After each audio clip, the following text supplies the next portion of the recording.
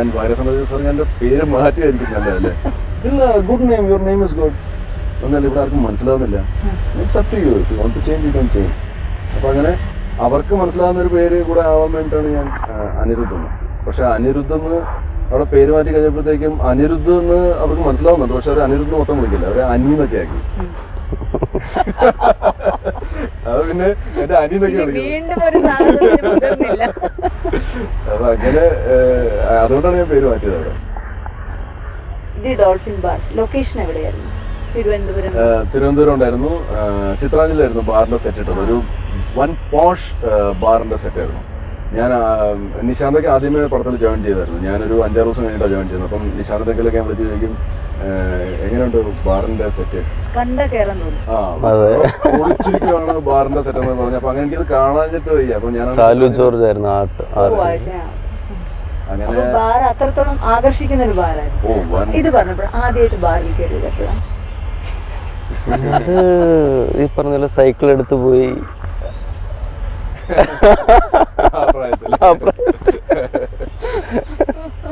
പക്ഷെ അതങ്ങനെ തുടർന്നൊന്നുമില്ല, ഒന്ന് അറിയാൻ വേണ്ടി.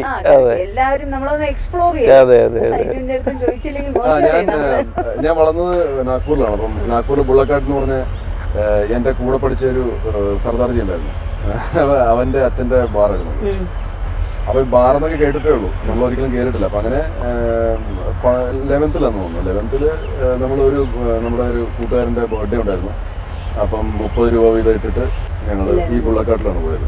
അവിടെ ചെന്നിട്ടൊരു ഹാഫ് 2-3 ബോട്ടിലെന്തോ മേടിച്ചുള്ളൂ. ഞങ്ങൾ അവകാശികൾ 10 പേരുണ്ടായിരുന്നു. ഒരു 1/4 ഗ്ലാസ് വീതമൊക്കെ കുടിച്ച് രാവിലെ ഒരു ഇത് കുടിച്ചോ? ഇത്രയും സാധനം കൊണ്ട് അതായിരുന്നു ഫസ്റ്റ് എക്സ്പീരിയൻസ്. ഇനി ഡോൾഫിൻസ് എന്ന് പറയുമ്പോൾ എനിക്ക് തോന്നുന്നു ഇതില് അനൂപ് മേനോൻ ഒരു പരീക്ഷണങ്ങളുടെ സംസ്ഥാന സമ്മേളനമാണ്. കാര്യം സുരാജും ഒരു പോലീസ് ഓഫീസറാണ് അല്ലേ?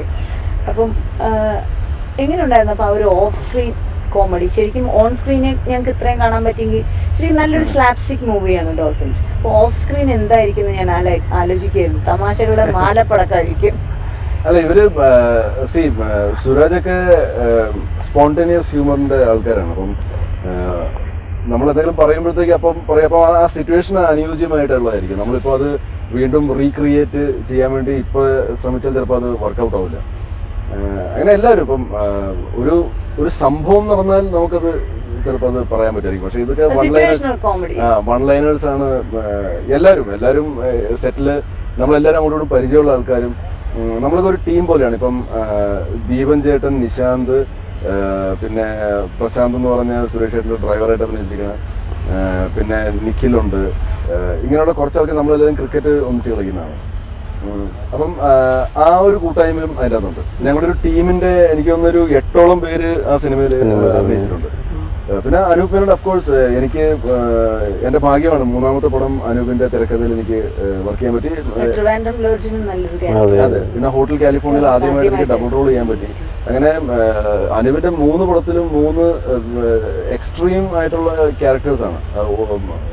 അതായത് ഒരു ഷാഡോ പോലും പഴയ സിനിമകളുടെ അതിനകത്തില്ല. സോ എക്സ്പെരിമെന്റിങ് ആണ്. അനു എപ്പോഴും എക്സ്പെരിമെന്റിങ് ചെയ്തുകൊണ്ടിരിക്കും. ഇപ്പം നിശാന്ത് ഒരിക്കലും കോമഡി ചെയ്തിട്ടില്ല. അദ്ദേഹത്തിന് നമ്മൾ വില്ലൻ റോൾസിലേ കണ്ടുള്ളൂ. അപ്പോൾ പുള്ളിയെ കറക്റ്റ് ഒരു പ്ലേസ്മെന്റിലേക്ക് എത്തിച്ചു. ദീപൻ ചേട്ടൻ നമ്മുടെ മനസ്സിലെപ്പോഴും ഡയറക്റ്റഡ് ബൈ ദീപൻ എന്ന് കാണുമ്പോഴത്തേക്കും ഒരു ആക്ഷൻ പടത്തിന്റെ സാധനമാണ് വരുന്നത്. സിനിമയിലെ ഒരു പുതിയ മുഖം കൊണ്ടുവന്നാണ്. കാര്യം പുതിയ മുഖം നല്ല സിനിമയല്ലായിരുന്നു. ദീപൻ ചേട്ടൻ വളരെ നമുക്ക് ഓപ്പൺ ആയിട്ട് ക്രിട്ടിസൈസ് ചെയ്യാവുന്ന ആളാണ്. നമുക്ക് ദീപൻ ചേട്ടാ പറയാം, ദീപൻ ചേട്ടാ എനിക്ക് ഈ ഒരു സാധനം ഞാനത് അങ്ങനെ ചെയ്യുന്നില്ല, എനിക്കത് എന്തോ ഒരു പ്രശ്നം തോന്നുന്നു, എനിക്ക് അങ്ങനെ പറയാൻ പറ്റും അദ്ദേഹത്തിൻ്റെ ഒക്കെ. അദ്ദേഹം അത് മനസ്സിലാക്കും. എന്നിട്ട് അദ്ദേഹം അത് ഞാൻ പറയുന്നത് തെറ്റാണെങ്കിൽ അത് തിരുത്തുകയും ഞാൻ പറയുന്നത് ശരിയാണെങ്കിൽ അത് അക്സെപ്റ്റ് ചെയ്യും. അങ്ങനെയുള്ളൊരു ഭയങ്കര ഓപ്പൺ മൈൻഡഡ് ആയിട്ടുള്ളൊരു ഡയറക്ടർ കൂടിയാണ് അദ്ദേഹം.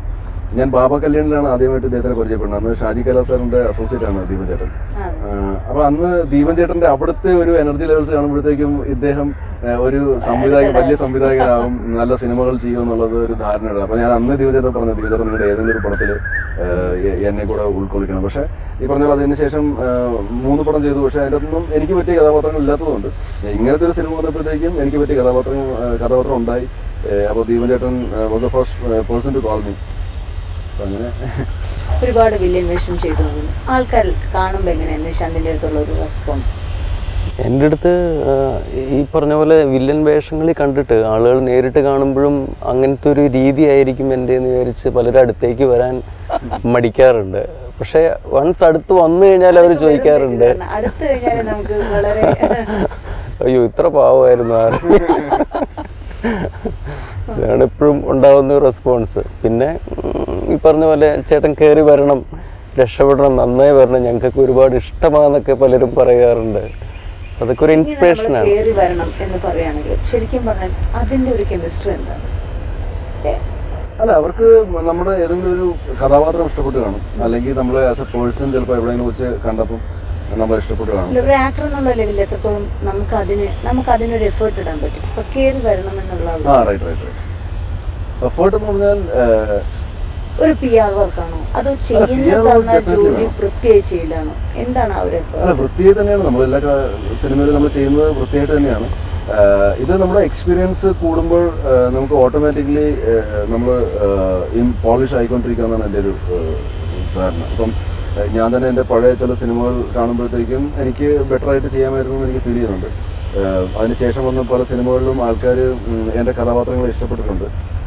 പക്ഷേ ഇതൊക്കെ എല്ലാം കൂടെ ഒന്നിച്ചു വരണം. ഇപ്പം എനിക്ക് ബ്രേക്ക് കിട്ടിയത് ഷിബു വെള്ളഞ്ഞി എന്ന് പറഞ്ഞ ട്രിവാൻഡ്രം ലോഡ്ജ്. അത് ബ്രേക്ക് ആവാൻ കാരണം എൻ്റെ ക്യാരക്ടർ ഇഷ്ടപ്പെട്ടു, സിനിമ ഹിറ്റായി, പാട്ടുകൾ ഹിറ്റായി. പിന്നെ ബ്യൂട്ടിഫുളിന്റെ ഒരു വലിയ ഹിറ്റിന് ശേഷം ആ സെയിം ടൈമിൽ ഒരു പടം അതുകൊണ്ട് ഇനിഷ്യലും ഉണ്ടായി. അപ്പൊ ഇതൊക്കെ ഒരു ദൈവാധീനം കൂടിയാണ്. പിന്നെ ഒരു ഡയറക്ടർ അല്ലെങ്കിൽ സ്ക്രിപ്റ്റ് റൈറ്റർ അല്ലെങ്കിൽ പ്രൊഡ്യൂസർ ഇവർക്ക് ഒരു ആക്ടറിന്റെ പുറത്തുള്ള ഒരു വിശ്വാസം, all this counts. ഒരുപാട് സിനിമകൾ ചെയ്തു. നിശാന്തിന് ഏറ്റവും ഇഷ്ടമുള്ളൊരു സിനിമ ഏതാണ്? അതെപ്പോഴും എന്താണ് എൻ്റെ ആദ്യത്തെ സിനിമ തന്നെയാണ് ദേവദാസി എന്ന സിനിമ, ബിജു വർക്കി ഡയറക്റ്റ് ചെയ്ത്. അതെപ്പോഴും നമുക്ക് ആദ്യത്തെ സിനിമയോടുള്ളൊരു ഇഷ്ടം ഉണ്ടാവുമല്ലോ, അതാണ് എൻ്റെ ഏറ്റവും ഇഷ്ടപ്പെട്ട സിനിമ. പിന്നെ എനിക്കൊരു ഫെയിമും ഒരു പ്രശസ്തി തന്നൊരു സിനിമ ജോക്കറാണ്. ജോക്കർ ലൂയിസ് സാറിൻ്റെ കൂടെ വർക്ക് ചെയ്യാൻ പറ്റി. അതൊക്കെ വീട്ടിൽ തന്നെ എന്ന് വെച്ചാൽ കല്യാണം വളരെ നേരത്തെ കഴിഞ്ഞു വന്നിട്ട്, അപ്പോൾ ലവ് മാരേജ് ആണ്. അപ്പോൾ സിനിമയിലൊക്കെ വന്നു കഴിഞ്ഞാൽ എല്ലാ സിനിമയും വൈഫ് കാണും. എത്രത്തോളം ക്രിട്ടിസൈസ് ചെയ്യും വൈഫ്? അതെ, അവള് ഈ പറഞ്ഞ പോലെ എൻ്റെ എല്ലാ പടങ്ങളും തന്നെ ഇതുവരെ ഈ ഡോൾഫിൻസ് ആണ് സത്യം പറഞ്ഞാൽ ആദ്യമായിട്ട് അവളൊരു സിനിമ കണ്ടിട്ട് എനിക്ക് കുഴപ്പമൊന്നുമില്ല, തെറ്റൊന്നുമില്ല എന്ന് പറഞ്ഞത്, കുഴപ്പമില്ലാണ്ടൊക്കെ ചെയ്തു എന്ന് പറഞ്ഞത് ഡോൾഫിൻസ് മാത്രമാണ്. അതിനു മുമ്പ് അഭിനയിച്ച എല്ലാ പടങ്ങളിലും അവൾ എന്തെങ്കിലുമൊക്കെ കണ്ടുപിടിക്കും. അല്ല, അങ്ങനെ ഒരാൾ വീട്ടിലുള്ളതുണ്ടല്ലോ, ചെയ്തതെല്ലാം സൂപ്പർ സ്റ്റാറാന്ന് പറയുന്ന ഒരാൾ പറഞ്ഞിട്ട് കാര്യമില്ല. കറക്റ്റ് പറഞ്ഞാലേ നമുക്ക് അതിൽ നിന്നും പഠിച്ച് മുന്നോട്ട് പോകാൻ പറ്റുള്ളൂ. സുരേഷ് ഏട്ടനും എനിക്ക് തോന്നുന്നു സുര എന്നുള്ള ക്യാരക്ടർ പനയമുട്ടം സുരയെ കാണുമ്പോൾ നമുക്ക് ശരിക്കും റിയൽ സുരേഷ് ഏട്ടനും ഡിഫറെൻ്റ് ആയിട്ടുള്ളൊരു ഇതായിരുന്നു. എങ്ങനെ ഉണ്ടായിരുന്നു ആ ഒരു എക്സ്പീരിയൻസ് സുരേഷ് ഏട്ടൻ്റെ കൂടെ ഉള്ള ഒരു? സുരേഷ് ശരിക്കും ഞെട്ടിച്ചു. അതാണ് കാര്യം, അവിടെയാണ് കൂടുതൽ ഏട്ടൻ വല നിൽക്കുന്ന ആൾക്കാർക്കാണ് കൂടുതൽ നമ്മൾ അന്വേഷണ വിധേയമായി മുന്നിൽ വന്ന് പെട്ടുന്നുള്ളത്. അല്ല, ശരിക്കും മൂവി കാണുമ്പോൾ നമുക്ക് ഒരിക്കലും സുരേഷ് ഏട്ടൻ ഇങ്ങനെ ഒരു ക്യാരക്ടർ എങ്ങനെ വരും എന്നുള്ള ഒരു, പക്ഷെ അത് അതിഗംഭീരമായിട്ട് അത് ആദ്യം തൊട്ട് അവസാനം വരെ അതിൻ്റെ ആ ഒരു എന്താ പറയുക, ആ ഒരു രസം പോകാണ്ട് തന്നെ നല്ല ഗംഭീരമായിട്ട് സുരേഷ് ഏട്ടൻ ചെയ്തിരുന്നു.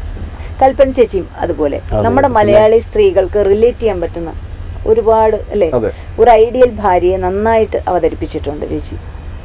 കൽപ്പന ചേച്ചി ആക്ച്വലി കൽപ്പന ചേച്ചി ഇപ്പോഴത്തെ ഒരു ആക്ടർ ആയത് കാരണമാണ്, അതായത് സുരേഷ് ഏട്ടനും കൽപ്പന ചേച്ചിയും ഈ രണ്ടുപേരും ക്ലൈമാക്സ് സമയത്ത് അവരുടെ ഒരു പെർഫോമൻസ് ആണ്. ക്ലൈമാക്സ് പല ആൾക്കാരും ഇറങ്ങിയിട്ട് ക്ലൈമാക്സ് അതിഗംഭീരം എന്നാണ് പറയുന്നത്. അതിൻ്റെ കാരണം ഇവർ രണ്ടുപേരാണ്.